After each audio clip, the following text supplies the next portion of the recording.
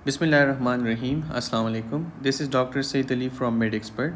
आज हम general surgery से एक्यूट एब्डोमेन का नेक्स्ट जो टॉपिक पढ़ेंगे वो है acute mesenteric ischemia.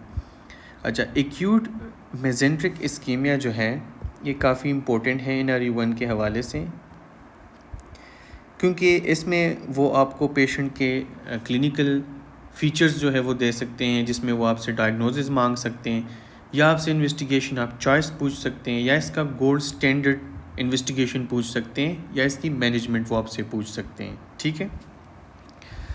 Acute mesenteric ischemia को समझने से पहले हम बेसिक कंसेप्ट को समझते हैं।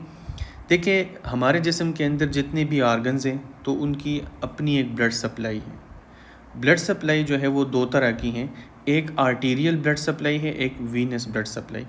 ठीक है। तो ये बात याद रखें, अगर ब्लड फ़्लो जो है किसी भी आर्गन की तरफ जब भी कोई ब्लड फ़्लो मुतासिर होती हैं तो उसमें ये होता है कि कोई ना कोई उसका काज होता है। अच्छा, या तो कोई थ्रम्बस होता है, ठीक है, या तो कोई एम्बुलाई होता है, यानी कोई एम्बुलस होता है, ठीक है, जो कि वहाँ पे ऑब्स्ट्रक्शन करेगा और ब्लड फ़्लो को मुतासिर करेगा। अब अगर मैं थ्रम्बोसिस की बात करूं या थ्रम्बस की बात करूं तो यहाँ पे अगर कोई आर्टीरियोस्क्लेरोसिस हो जाए, यानी आर्टीरियोस्क्लेरोटिक प्लेग बन जाए, तो उसको हम थ्रम्बस कहते हैं। ठीक है। तो ये देखें, अगर यहाँ से ब्लड आ रहा है तो ब्लड की रवानी जो है वो रिड्यूस हो रही है इस क्लॉट की वजह से, जो कि यहाँ पे मौजूद है। इसकी वजह से ब्लड फ्लो मुतासिर हो रही है, रिड्यूस हो रही है। तो आर्गन को न्यूट्रिएंट्स, यानी ब्लड सप्लाई, ब्लड के अंदर क्या क्या होता है, यानी ब्लड के अंदर जो है वो न्यूट्रिएंट्स होते हैं और ऑक्सीजन होता है। ये दो चीज़ें जो है मुतासिर हो रही है तो उसकी वजह से क्या होगा, इस्कीमिया होगा। ठीक है। अगर फर्दर जो है वो कंप्लीट जो है वो ब्लॉकेज हो जाए तो फिर यानी उस आर्गन का, या अभी इसी वक्त हम इंटेस्टाइन की बात करें तो इंटेस्टाइन के अंदर निक्रोसिस हो जाएगा। लेट कॉम्प्लिकेशन में क्या आएगा कि वो परपुरेशन और सेप्सिस की तरफ पेशेंट जा सकता है। तो जैसे कि ये एक्यूट एब्डोमेन से है और ये सर्जिकल इमरजेंसी है, तो इसमें हमने क्विक रिस्पॉन्सेस चलाने हैं और अर्ली स्टेज में हमने पेशेंट को अप्रोच करके डायग्नोस करके ट्रीट कराना है, ताकि वो डिडली कॉम्प्लिकेशंस की तरफ ना बढ़े। ठीक हो गया। मोस्टली जो इसमें यानी एब्डोमेन के अंदर या इंटेस्टाइन के ब्लड फ्लो के अंदर अगर हम बात करें, MCQs पॉइंट ऑफ व्यू से बहुत ही इंपॉर्टेंट है कि जो सुपीरियर मेजेंट्रिक आर्टरी होती है, जिसको हम कहते हैं SMA, ठीक है, ये आर्टरी ज़्यादातर मुतासिर होती है। ठीक है। इसमें अगर ब्लॉकेज आ जाए या इसकी ब्लड फ्लो जो है वो सीवियरली रिड्यूस हो जाए किसी भी थ्रोम्बस की वजह से, किसी भी एम्बुलाई की वजह से, तो उसी कंडीशन को हम कहते हैं बाउल इस्कीमिया। ठीक है। अब एक और चीज़ जो मैं आपको बताना चाहता हूँ इस हवाले से,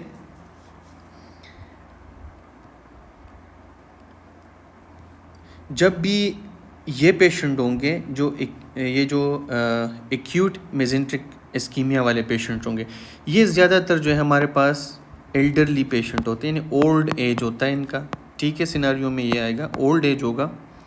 इसके अलावा कार्डियोवैस्कुलर सिस्टम की वो कोई हिस्ट्री देंगे, उसकी कोई कार्डियोवैस्कुलर डिजीज़ होगी, इसको या तो AFib होगा, ठीक है, या एरिथमियाज होंगे। ठीक है। क्योंकि AFib और एरिथमियाज के अंदर जो है हार्ट जो है वो वाइब्रेट करता है, क्योंकि इर्रेगुलर रिदम होता है। ठीक है। तो अगर कहीं पे क्लॉट मौजूद है तो वो क्लॉट जो है वहाँ से डिसलॉज होके निकल के आपके बाकी वेसल्स के अंदर जा सकता है एज ए एम्बुलाई। ठीक है। इसको हम कहते हैं एम्बुलाई। अगर किसी और जगह से वो डिसलॉज होके आके कहीं और फंस जाए, उसको हम एम्बुलाई कहते हैं। ठीक है। तो यही फीचर्स जो है वो आपको सिनारियो में मिलेंगे कि एक पेशेंट है, 64 ईयर ओल्ड मेल है, क्रोनिक स्मोकर है, AFib के साथ हिस्ट्री है उसकी AFib की। ठीक है। अभी जो है वो सिवियर एब्डोमिनल पेन के साथ आया है, ठीक है, जो कि on examination out of proportion है। तो आपने सबसे पहले जो चीज़ सोचनी है, आपने सोचना है एक्यूट मेजेंट्रिक इस्कीमिया, आपने सोचना है। ठीक है। यानी वहाँ से कोई क्लॉट जो है वो डिसलाज होकर आया होगा, वो वहाँ पे फंस चुका होगा, जिसकी वजह से इस्कीमिया स्टार्ट हो गई है, ठीक हो गया। तो definition is very simple. Acute mesenteric ischemia is a sudden reduction और blockage of blood flow to the intestine, ठीक है, causing bowel ischemia and can rapidly progress to bowel infarction if not treated early। जैसे हमने बात की कि emergency है, इसको हमने जल्दी अप्रोच करना है। अच्छा, क्लासिफिकेशन की तरफ आते हैं तो इसमें जो मोस्ट कॉमन है, जैसे हमने कहा कि आर्टीरियल एम्बोलिज्म होती है, जैसे कि एफएब वाले पेशेंट में, इरिथमियाज वाले पेशेंट में, या वो पेशेंट जिनमें पहले स्ट्रोक की हिस्ट्री, उन सब में जो है मोस्टली जो है आर्टीरियल एम्बोलिज्म होते हैं, यानी, और उसमें मोस्ट कॉमन साइट जो है हमने बात की SMA है, ठीक है। अच्छा, अब इसमें आर्टीरियल थ्रोम्बोसिस भी हो सकती है, इस पर भी हमने बात की। वेंस के अंदर भी थ्रोम्बोसिस हो सकती हैं, ठीक है। अच्छा, क्लिनिकल फीचर्स में हमने बात की कि सडन सीवियर एब्डोमिनल पेन के साथ पेशेंट आएगा। अच्छा, यहाँ पे बार बार एक चीज़ आ रही है कि pain out of proportion to physical examination. इसका मतलब क्या है? अच्छा, जब इसका मतलब ये है कि जब भी हम हमारे साथ सीवियर एब्डोमिनल पेन के साथ पेशेंट आएगा, तो जब हम एग्जामिनेशन करेंगे, ठीक है, अगर हम इस पे ये समझे कि ये एब्डोमेन है, अगर इस एब्डोमेन का हम एग्जामिनेशन करेंगे इस पेशेंट के ऊपर, तो यहाँ पे इस एब्डोमेन में पेशेंट तो हमें कहेगा कि सीवियर पेन, लेकिन ऑन एग्जामिनेशन वहाँ पे माइल्ड सी टेंडर हो सकती है, लेकिन कभी कभार इनिशियली बिल्कुल टेंडरनेस नहीं होती, कोई आपको साइंस नहीं मिलेंगे एक्यूट एब्डोमेन के, टेंडरनेस वो चीज़ें नहीं मिलेगी। ऑन एग्जामिनेशन आपको क्या आएगा? एब्डोमेन सॉफ्ट होगा, नॉन टेंडर होगा, ठीक है, सॉफ्ट एंड नॉन टेंडर आएगा। इसी वजह से हम कहते हैं पेन आउट ऑफ प्रोपोर्शन। जैसे कि पेशेंट तो कह रहे हैं कि मुझे सीवियर दर्द हो रहा है पेट के अंदर, लेकिन एग्जामिनेशन पे जब आप देखेंगे तो कोई साइन नहीं होगा, कोई टेंडरनेस, कोई चीज़, कोई गार्डिंग और कोई इस तरह की चीज़ें रिजिडिटी वो नहीं होगी, ठीक है। इसी वजह से हम कहते हैं pain out of proportion to the physical examination. इसका मतलब यही है, ठीक है। क्यों होता है?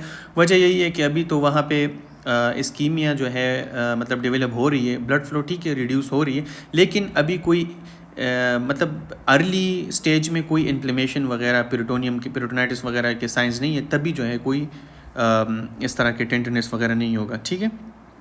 अच्छा, सिम्टम्स में हमने बात की, सीवियर एब्डोमिनल पेन के साथ आएगा, नॉजिया एंड वॉमिटिंग के साथ आएगा, ठीक है। अर्ली स्टेज में डायरिया होगा और लेट में जो है ब्लडी स्टूल्स होंगे, ठीक है। अच्छा, मिनिमम एब्डोमिनल टेंडरनेस अर्ली, यानी माइल्डली टेंडरनेस हो सकती है, लेकिन याद रखें कि अर्ली केसेस में कभी कभार जो है टेंडरनेस बिल्कुल नहीं होती। वैसे भी तो अगर आप एग्जामिनेशन करते हैं, थोड़ा सा आप ज़ोर से प्रेस करते हैं तो वहाँ पे पेन होता है, यानी पेन एंड टच, उसको टेंडरनेस। पर यह है कि साइंस में अभी पेन आउट ऑफ प्रोपोर्शन का मतलब यही था कि या तो माइल्ड सी टेंडरनेस होगी या नहीं होगी, ठीक है। अच्छा, टेकिकार्डिया और हाइपोटेंशन, तो इसका मतलब है कोई रप्चर हो गया, अगर कोई रप्चर हो जाता है इसमें भी, या अगर मुकम्मल तौर पे इस्कीमिया डेवलप हो जाए या मुकम्मल तौर पे परपुरेशन हो जाए, तो उसमें क्या होगा? शॉक में पेशेंट जाएगा, जिसमें पेशेंट में जो साइंस होंगे टेकिकार्डिया होगा और हाइपोटेंशन होगा, ठीक है। फिर जब रप्चर हो जाएगा या परपुरेशन हो जाएगी, तो उसमें एब्डोमेन क्या होगा? गर्डिंग हो जाएगी और रिजिडिटी जो है वो चीज़ें आ जाएगी और पेशेंट शॉक में चला जाएगा। ये चीज़ें जब आ जाए तो एडवांस, यानी जो हमने कहा डेडली कॉम्प्लिकेशंस जिस पे हमने बात की। अच्छा, इन्वेस्टिगेशंस, तो इस तरह का पेशेंट जब आपके पास आ जाता है तो इसमें आपने इन्वेस्टिगेशंस करनी है, आपने देखना है कि इसमें CBC के अंदर मार्कर्स देखने, ठीक है, वही चीज़ें WBC, HB, ये सारी चीज़ें आपने इसमें देखने, प्लेटलेट्स वगैरह इंपॉर्टेंट है, ये चीज़ें देखनी है आपने। इसके अलावा आपने सीरम लिक्टेट करना है, और इन्हीं पेशेंट्स में क्या होगा कि सीरम लिक्टेट जो है वो वेरी हाई, वो एलिवेट होगा, ठीक है। So good marker. ABGs करने, ABGs में आपको क्या आएगा? मेटाबॉलिक एसिडोसिस आएगा, ठीक है, लैक्टिक एसिडोसिस होगा, जिसकी वजह से ABGs पे मेटाबॉलिक एसिडोसिस आपको शो हो जाएगी, ठीक है। इलेक्ट्रोलाइट्स देखने, क्योंकि पेशेंट वॉमिट भी कर रहे हैं और डायरिया भी है, तो इसमें आपने देखने कोई इलेक्ट्रोलाइट इम्बेलेंस है तो उसको अपने साथ ही करेक्ट कर लेना है, ठीक है। अच्छा, इसमें इन्वेस्टिगेशन ऑफ चॉइस क्या है? तो इसमें हम CT एंजियोग्राफी करते हैं, जिसमें हम जो आर्टरी है उसके अंदर जो अक्लूजन है या जो बाउल इस्कीमिया है या जो बाउल इन्फाक्शन है उस चीज़ को हम रूल आउट कर सकें, ठीक है। और गोल्ड स्टैंडर्ड भी यही है।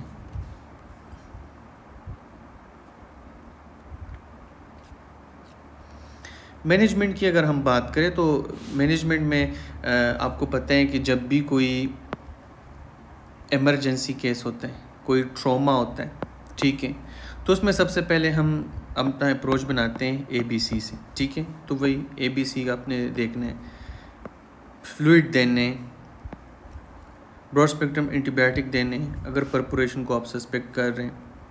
अच्छा, इसमें एक चीज़ जो है बहुत इंपॉर्टेंट है, इसमें हम कहते हैं एंटीकोगुलेशन। तो इसमें आप अक्सर MCQs में आते हैं, इनिशियली इसमें क्या हम करते हैं मेडिकल ट्रीटमेंट कि हम इसमें IV हेपरीन देते हैं, वेरी इंपॉर्टेंट, ठीक है। इसमें हम IV हेपरीन देते हैं पेन कंट्रोल करने, क्योंकि सीवियर एब्डोमिनल पेन के साथ आया। जो डेफिनेटिव ट्रीटमेंट है तो उसमें आप डिफरेंट जो है वो अप्रोचेज़ हैं वो आप कर सकते हैं। अच्छा, इसमें है एंडोवैस्कुलर थ्रोम्बेक्टमी आप कर सकते हैं, यानी थ्रोम्बोलाइसिस कर सकते हैं। सिलेक्टेड पेशेंट में आप कर सकते हैं, यानी वो पेशेंट जो पेशेंट जो है वो स्टेबल हैं उसमें आप कर सकते हैं। इसमें क्या होता है कि आप जो है लेप्रोस्कोप डाल देते हैं, कैमरा डाल देते हैं, ठीक है। आप जो है इंसेशन करते हैं और साथ ही में आप मतलब पता करते आप SMA को, यानी जहाँ जो कि सुपीरियर मेसेंट्रिक आर्टरी है उस जगह को सबसे पहले आप उसको आइडेंटिफाई करते हैं, फिर उसी में जहाँ पे क्लॉट है वहाँ पे जाना है, फिर वहाँ पे जो है एक स्टोमा बनाना, यानी एक होल बनाना है और उसी को फिर आपने इवाकुएट करना है, इसको आपने रिमूव करना है, ठीक है। तो उसमें भी एक कैथेटर यूज़ होता है, फॉक फ्रेंग कुछ नाम है इस तरह, वो यूज़ होता है, उसी से फिर आप उसी कैथेटर के ज़रिए ये क्लॉट रिमूव कर लेते हैं, ठीक हो गया। अच्छा, अब जो है पेशेंट है आपके साथ वो अनस्टेबल है, अगर अनस्टेबल आते हैं तो उसमें आपने इमरजेंसी लेप्रोटमी करनी है। अगर बाउल मतलब इन्फाक्शन है या परपुरेशन है उन केसेस में, ठीक है।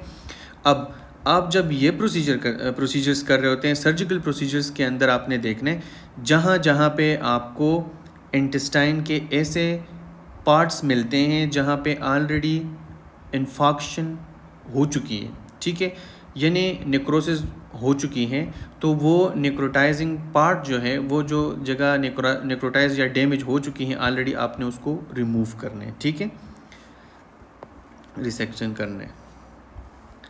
अच्छा, कॉम्प्लिकेशंस की हमने बात की कि बाउल इन्फेक्शन हो सकता है, परपुरेशन हो सकता है, इवन पेरिटोनाइटिस हो सकता है, सेप्सिस हो सकता है, ठीक है, वो चीज़ें इवन, क्योंकि ये डेडली कॉम्प्लिकेशंस में क्या होगा, इवन इवेंचुअली वो डेथ की तरफ जाएगा।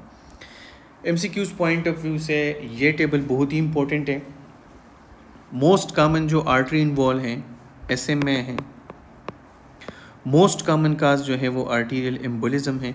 याद रखें, पेशेंट्स में लाजमी आपको ये हिस्ट्री देंगे AFib की या पीछे स्ट्रोक की हिस्ट्री देंगे, किसको स्ट्रोक हुआ था, या आपको एरिथमियास का बताएंगे, ठीक है। हॉलमार्क जो है वो एग्जामिनेशन पे जो है पेन आउट ऑफ प्रोपोर्शन, ठीक है। इन्वेस्टिगेशन ऑफ चॉइस क्या है, गोल्ड स्टैंडर्ड भी यही है, CT एंजियोग्राफी। अच्छा, एलिवेटेड ब्लड में आपको सीरम में क्या मिलेंगे, लैक्टेट ज़्यादा मिलेगा, लैक्टेट एसिडोसिस होगा, यानी मेटाबॉलिक एसिडोसिस होगा, ABGs पे भी मेटाबॉलिक एसिडोसिस आएगा। डेफिनेटिव ट्रीटमेंट क्या है, यही है कि रिवेस्कुलराइजेशन करना है, बाउल रिसेक्शन करनी है, वहीं पे जहाँ पे बाउल जो है वो नेक्रोटाइज है उसको रिमूव करना है, और आपने रिवेस्कुलाइजेशन का मतलब भी यही है कि आपने वो क्लॉट्स वगैरह रिमूव करके उसको क्लियर करा देना है, ठीक है। तो ये आज का टॉपिक था, एक्यूट मेसेंट्रिक इस्कीमिया, जिसमें हमने बात की कि उसमें होता क्या है कि सडन जो है वो रिडक्शन हो जाता है या किसी ब्लॉकेज, यानी ब्लड फ्लो के अंदर हो जाते हैं इंटेस्टाइन को की तरफ, यानी किसी ब्लड वेसल के अंदर जो है कोई ब्लॉकेज आ जाता है जिसकी वजह से ब्लड फ्लो मुतासर हो जाती है बाउल्स की, और उसमें फिर आगे जो है इस्कीमिया हो जाता है। इस्कीमिया के बाद जो है नेक्रोसिस स्टार्ट हो जाता है, इवन लास्ट में परफोरेशन की तरफ और सेप्सिस की तरफ पेशेंट जाते हैं। लेकिन हमने अर्ली जो है पेशेंट को डायग्नोस करना है, अर्ली पेशेंट को हमने रिसिस्टेट करना है, अर्ली हमने जो है सारा कुछ करके पेशेंट को सेव करना है, ठीक है। तो यही सारी चीज़ें थी, ये आपने याद रखनी है। इंशाल्लाह मिलते हैं अगले लेक्चर में। अल्लाह हाफिज़।